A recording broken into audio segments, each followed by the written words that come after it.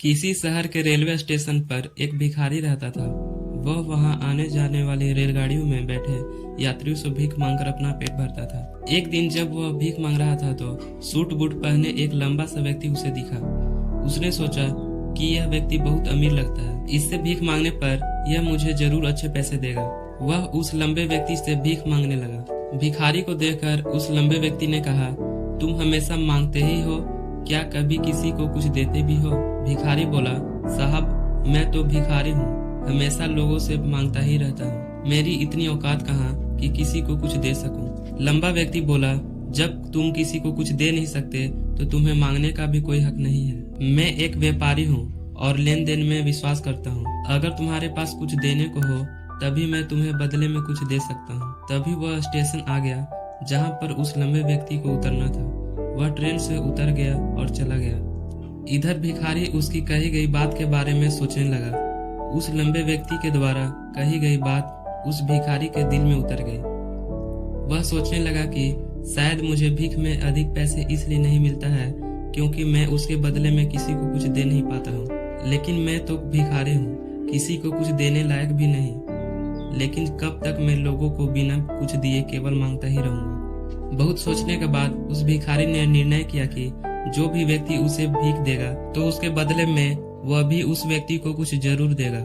लेकिन अब उसके दिमाग में यह प्रश्न चल रहा था कि वह खुद भिखारी है तो दूसरों को भीख के बदले में क्या दे सकता है। इस बात को सोचते हुए 2 दिन हो गए, लेकिन उसे अपने प्रश्नों का कोई उत्तर नहीं मिला था। तीसरे दिन जब वह स्टेशन के पास बैठा हुआ था तो तभी उसकी नजर कुछ फूलों पर पड़ी जो स्टेशन के आसपास के पेड़ पौधे पर खिल रहे थे। उसने सोचा, क्यों न मैं लोगों को भीख के बदले में कुछ फूल दे दिया करूं। उसको अपना यह विचार अच्छा लगा और उसने वहां से कुछ फूल तोड़ लिए। अब वह ट्रेन में भीख मांगने पहुंचा।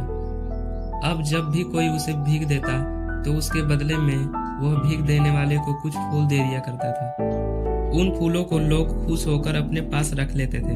अब भिखारी रोज फूल तोड़ता और भीख के बदले में उन फूलों को लोगों में बांट देता था। कुछ ही दिनों में उसे महसूस हुआ कि अब उसे बहुत अधिक लोग भीख देने लगे हैं। वह स्टेशन के पास सभी फूलों को तोड़ लाता था। जब तक उसके पास फूल रहते थे तब तक उसे बहुत से लोग भीख देते थे। लेकिन जब फूल बांटते बांटते खत्म हो जाते थे तो उसे भीख भी नहीं मिलती थी। अब रोज ऐसा ही चलता रहा। एक दिन जब वह भीख मांग रहा था तो उसने देखा कि वही लंबा व्यक्ति ट्रेन में बैठा है जिसकी वजह से उसे भीख के बदले में फूल देने की प्रेरणा मिली थी।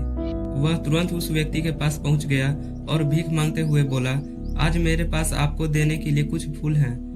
आप मुझे भीख दीजिए तो बदले में मैं आपको कुछ फूल दूंगा। उस लंबे व्यक्ति ने उसे भीख के रूप में कुछ पैसे दे दिए और भिखारी ने कुछ फूल उसे दे दिए। उस लंबे व्यक्ति को यह बात बहुत पसंद आई। वह बोला, वह क्या बात है, आज तुम भी मेरी तरह एक व्यापार बन गए हो। इतना कहकर फूल लेकर वह लंबा व्यक्ति अपने स्टेशन पर उतर गया। लेकिन उस लंबे व्यक्ति द्वारा कही गई बात एक बार फिर से उस भिखारी के दिल में उतर गई। वह बार बार उस लंबे व्यक्ति के द्वारा कही गई लाइन के बारे में सोचने लगा और बहुत खुश होने लगा। उसकी आंखें अब चमकने लगी। उसे लगने लगा कि अब उसके हाथ सफलता की चाबी लग गई है जिसके द्वारा वह अपने जीवन को बदल सकता है। वह तुरंत ट्रेन से नीचे उतरा और उत्साहित होकर बहुत तेज आवाज में ऊपर आसमान की तरफ देखकर बोला, मैं भिखारी नहीं हूँ, मैं तो एक व्यापारी हूँ। मैं भी उस लंबे व्यक्ति के जैसा बन सकता हूँ, मैं भी अमीर बन सकता हूँ। लोगों ने उसे देखा तो सोचा कि शायद यह भिखारी पागल हो गया है और अगले दिन से वह भिखारी उस स्टेशन पर कभी नहीं दिखा। लेकिन 6 महीने बाद इस स्टेशन पर 2 व्यक्ति सूट बूट पहने हुए यात्रा कर रहे थे। दोनों ने एक दूसरे को देखा तो उनमें से एक ने दूसरे से हाथ मिलाया और कहा, क्या आपने मुझे पहचाना? दूसरा व्यक्ति बोला, नहीं, क्योंकि मेरे हिसाब से हम लोग पहली बार मिल रहे हैं। पहला व्यक्ति बोला, नहीं, आप याद कीजिए, हम पहली बार नहीं बल्कि तीसरी बार मिल रहे हैं। दूसरा व्यक्ति बोला, मुझे याद नहीं, वैसे हम पहले 2 बार कब मिले थे?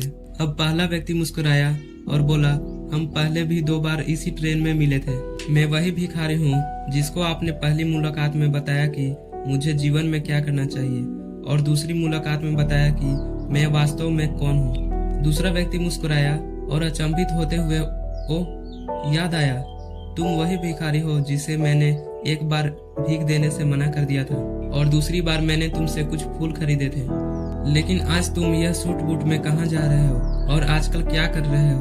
तब पहला व्यक्ति बोला, हाँ मैं वही भिखारी हूँ, लेकिन आज मैं फूलों का एक बहुत बड़ा व्यापारी हूँ और इसी व्यापार के काम से ही दूसरे शहर जा रहा हूँ। कुछ देर रुकने के बाद वह फिर बोला, आपने मुझे पहली मुलाकात में प्रकृति का वह नियम बताया था जिसके अनुसार हमें तभी कुछ मिलता है जब हम कुछ देते हैं। लेन देन का यह नियम वास्तव में काम करता है। मैंने यह बहुत अच्छी तरह महसूस किया है, लेकिन मैं खुद को हमेशा भिखारी ही समझता रहा। इससे ऊपर उठकर मैंने कभी सोचा ही नहीं, और जब आपसे मेरी दूसरी मुलाकात हुई तब आपने मुझे बताया कि मैं एक व्यापारी बन चुका हूँ। अब मैं समझ चुका था कि वास्तव में एक भिखारी नहीं बल्कि व्यापारी बन चुका हूँ। मैंने समझ लिया था कि लोग मुझे इतनी भीख क्यों दे रहे हैं, क्योंकि वह मुझे भीख नहीं दे रहे थे बल्कि उन फूलों का मूल्य चुका रहे थे। सभी लोग मेरे फूल खरीद रहे थे क्योंकि इससे सस्ते फूल उन्हें कहाँ मिलते। मैं लोगों की नजरों में एक छोटा व्यापारी था, लेकिन अपनी नजरों में एक भिखारी ही था। आपके बताने पर मुझे समझ आ गया कि मैं एक छोटा व्यापारी हूँ।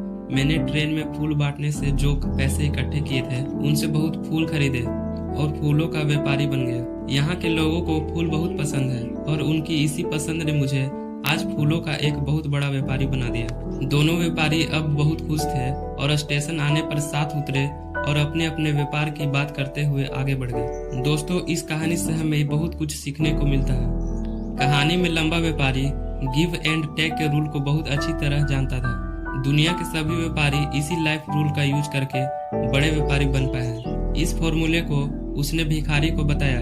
भिखारी ने इस नेचुरल रूल को अपना लिया और इसका असर उसके जीवन में साफ भी दिखाई देने लगा। वह जान चुका था कि उसे क्या करना चाहिए, लेकिन अपनी छोटी सोच के कारण वह खुद को भिखारी मानता रहा। वह स्वयं को ही नहीं पहचान पाया। वह अपने आत्मसम्मान को नहीं जगा पाया, जिसकी वजह से वह अपनी थिंकिंग भी नहीं बदल पाया। यह कहानी हमें यह बताती है कि हम यदि अपनी सोच बदल लें तो उससे कुछ भी हासिल किया जा सकता है। यदि हम खुद को छोटा समझते रहेंगे तो हम हमेशा छोटे ही बने रहेंगे। बड़ा बनने के लिए हमें अपने विचारों को बदलना होगा। हमें खुद के बारे में बड़ा सोचना होगा, तभी हम बड़े बन पाएंगे। कहानी में भी भिखारी खुद को ही भिखारी ही समझता रहा और भिखारी ही बना रहा, लेकिन जब उसे पता चला कि वह तो एक व्यापारी है तो उसने अपना विचार बदला। अपने बारे में विचार बदलने से उसका जीवन भी बदल गया। उस लंबे व्यक्ति ने तो केवल उसका आत्मसम्मान जगा दिया था और वह इसी कारण आज भिखारी से एक बहुत बड़ा व्यापारी बन पाया था।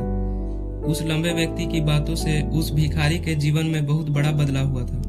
वास्तव में उस भिखारी का सेल्फ रिस्पेक्ट जाग गया था, और सेल्फ रिस्पेक्ट और कुछ नहीं बल्कि हमारी खुद के बारे में सोच होती है।